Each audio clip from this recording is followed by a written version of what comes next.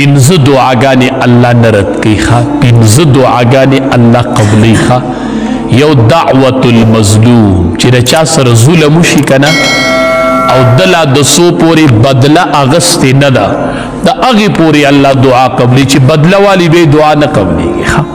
تا سره کس ظلم وکړو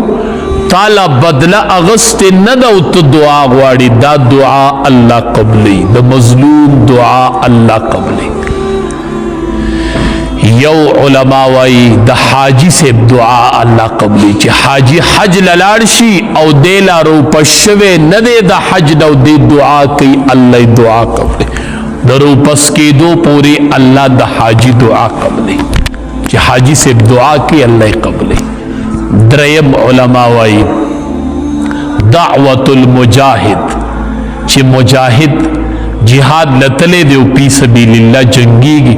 سو پورې دې کور ته واپس راغلی نه دی د الله دعا قبلي د الله دعا قبلي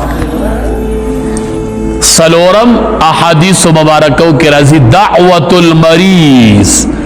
د مریض سړي الله دعا قبلي دا بیمار ځان نه خبر نه دی دا بیمار چې دا جوړي او د بیماری په حالت کې چې سولا دې خشوي نه دی د الله دعا قبلي او مریض بیماری کې تنگ شي ځان تخیری کی اے مریضا دعوت المریض چې سو پوری بند بیماری د بیماری په حالت کې دې دعاګانې کوي الله دعا د مریض قبلي چې د بیماری په حالت کې دې او دې دعاګانې واړي د مریض الله دعا قبلي ښه دا امتحان په الله راوستي دی دا بیماری په الله راوستي دی چې دې بیماری کې دعا کوي الله قبلي پنځم نمبر چې کله سړی د یو مسلمان رور د پاره دعا غواړي او هغه په هغې ځای کې حاضر نه وي دا دعا الله قبلوي ښه پیشې شه موږ پیشې شه دعا کوو که د سړي جامې وباسو پیشه چې سړی بل مسلمان ته دعا کوي الله دا دعا قبلوي نبی علیه السلام فرمایل وی په دې پنځه واړو دعاګانو کې د ټولو نه زر قبلېدونکې دعا هغه ده چې سړی د یو مسلمان دپاره پیشه وغواړي ښه مسلمان غایب دی ته وله لاس اوچت کې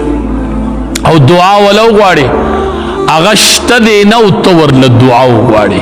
دا دعا الله ډیره زر قبلي او یو فرشته ور سره आवाज وکي ولک بمثل خدای دلم دسی ورکی نه چې بل لغواړي الله ته دل ورکی ته په بل خورس خوخوا الله به پتا خورز راولي نن د ناکامۍ اسباب زمونږ دادي د ناکامۍ اسباب دادي چې مسلمان د مسلمان تکدي کوي حدیث مبارک کې راځي چا چې د یو مسلمان سره یو کال لبده وکړو یو کال وسره قطع تعلق وکړو یو کال یو مسلمان د بل سره خبرې ونه کړلې وای د دومره ګناه وکړه لکه د چې د وینه توی کړله ښه دومره لویه ګناه وکړه چې یو کال د مسلمان سره خبرې ونه کړلې دا دومره ګناه ده لکه چې د ووجو د وینه یې توی کړله ښه یو کال چې د مسلمان سره خبرې ونه کړلې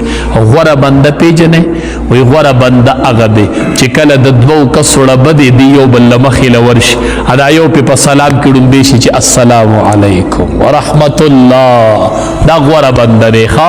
که ده ورته سلام واپس کو خو ښه خبره ده که سلام یې ورته واپس نه کو الله به د ده دا ګناه په هغه بار کې د پاسه ښه خیر